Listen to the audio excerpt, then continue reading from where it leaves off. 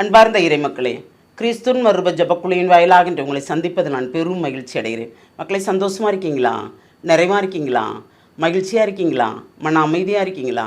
மக்களே, மகிழ்ச்சியும் மன அமைதியும் இறைவன் தந்த பெரிய கொடை இல்லையா? அந்த கொடையை பெற்றுக்கொண்டு நாம் நிறைவாக வாழ்வோம். இன்று அவர் நமக்கு என்ன இறைவார்த்தை தருகிறார் பார்ப்போமா?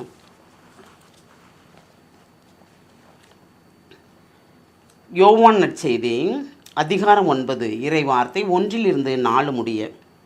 இயேசு சென்று கொண்டிருக்கும்போது பிறவியிலே பார்வையற்ற ஒருவரை கண்டார். ரபி, இவர் பார்வையற்றவராக பிறக்க காரணம் இவர் செய்த பாவமா, இவர் பெற்றோர் செய்த பாவமா என்று இயேசுவின் சீடர்கள் அவரிடம் கேட்டார்கள். அவர் மறுமொழியாக, இவர் செய்த பாவமும் அல்ல, இவர் பெற்றோர் செய்த பாவமும் அல்ல, கடவுளின் செயல் இவர் வழியாக வெளிப்படும் பொருட்டே இப்படி பிறந்தார். பகலாய் இருக்கும் வரை என்னை அனுப்பியோரின் செயலை நாம் செய்ய வேண்டியிருக்கிறது. இரவு வருகிறது, அப்போது யாரும் செயலாற்ற இயலாது.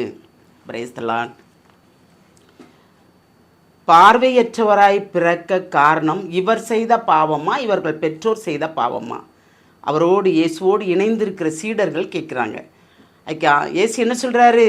இவர் செய்த பாவமும் அல்ல, இவர் பெற்றோர் செய்த பாவமும் அல்ல, இறைவனின் மாட்சி வெளிப்பட வேண்டும் என்பதற்காகவே இவர் பார்வையற்றவராய் இருக்கிறார்.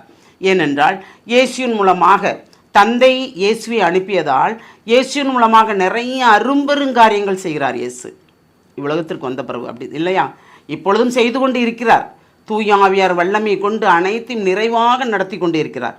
அப்படி இருக்கும்போது நாம் இறைவனை மட்டும் சார்ந்திருக்கும் போது எப்பொழுதுமே நமக்கு பகல்தான், எப்பொழுதுமே நமக்கு ஒளிதான். ஏனென்றால் அவரே சொல்கிறார், பகலாய் இருக்கும் வரை என்னை அனுப்பியவரின் செயலை நாம் செய்ய வேண்டி இருக்கிறது. இரவு வருகிறது, அப்போது யாரும் செயலாற்ற இயலாது. இரவுன்னா சோதிக்கிறது இல்லையா? தீமைக்குரியது வரும்போது, தீமை இருக்கும்போது அந்த இடத்துல யாராவது செயலாற்ற முடியுமா? நன்மைக்கு இடம் இருக்கா? இல்லை. அப்போ ஒளி இருக்கும்போது அந்த ஒளியின் இடத்தில் எதுவுமே வராது. ஏனென்றால் ஒளிக்குரியவர் இயேசு. தந்தையின் விருப்பத்தை நம்மிடம் நிறைவேற்ற வருகிறார். அந்த நிறைவேற்ற வருகின்ற போது எல்லாமே நிறைவாக நடக்கிறது இல்லையா? அந்த நிறைவைத்தான் இறைவன் நம்மளிடம் எதிர்பார்க்கிறார். நாம் எது நடந்தாலும் நிறைவாக இருக்கிறோமா? அதை ஏற்றுக்கொள்கிறோமா? அப்படி ஏற்றுக்கொள்ளுகின்ற பட்சத்தில் நாம் உண்மையுள்ள மக்களாக இருக்கிறோம், இறை மக்களாக இருக்கிறோம். அதனால்தான் இறைவன் என்ன சொல்கிறார்? நமக்கு ஒரு குறை இருக்கிறது, நமக்கு பிறப்பிலே ஒன்று இருக்கிறது, நமக்கு பிறப்பிலேயே ஒன்று வருகிறது என்றால் இல்லை, சாபக்கேடும் இல்லை, பாவங்களும் இல்லை. இறை சித்தத்தின்படி நம்மளை உலகத்தில் வைக்கிறார். அந்த இறை சித்தம் எத்தனை காலத்திற்கு இருக்க வேண்டும் என்பது இறைவனுக்கு தெரியும். நாம் இறைவனோடு இணைந்து நடக்கும்போது கண்டிப்பாக அதில் நன்மையானது ஒன்று நடக்கிறது இல்லையா? அப்போ எல்லாமே இறை சித்தம் இல்லாமல் இல்லை என்று நாம் நினைக்கும் போது எல்லாமே நிறைவாக நாம் கண்டுகொள்ளலாம், பெற்றும் கொள்ளலாம் இறைவனிடமிருந்து. ஏனென்றால் நாம் ஒளியின் மக்கள், இருளின் மக்கள் அல்ல. ஒளியை சார்ந்தவர்கள் எப்பொழுதும் நிறைவாக இருப்பார்கள். நாம் நிறைவுள்ளவர்களா, குறை உள்ளவர்களா? சிந்திப்போமா?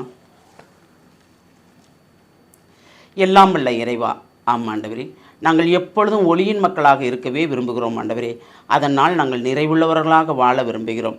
எந்நிலையிலும் ஆண்டவரே, நாங்கள் பிறரை குற்றப்படுத்தாமலும் குறை கூறாமலும் முறுமுறுக்காமலும் ஒவ்வொரு நொடிப்பொழுதும் எது நடந்தாலும் ஏற்றுக்கொண்டு நன்றி என்று சொல்லுகின்ற அந்த நாவை கொடுத்து எங்களை நிறைவாக நீர் ஆசீர்வதிக்கிறீரே, அது போதும் என்று நினைக்கிறோம் ஆண்டவரே. அன்றாட தேவைகளை எங்களுக்கு சந்திக்கும் போது அதுவே ஒரு நிறைவு தான் ஆண்டவரே. அந்த நிறைவை நீர் தந்த கிருபைக்கு நன்றி கூறி உம்முடைய சித்தம் எங்களில் நிறைவேற வேண்டும் என்று நாங்கள் விரும்புகிறோம்.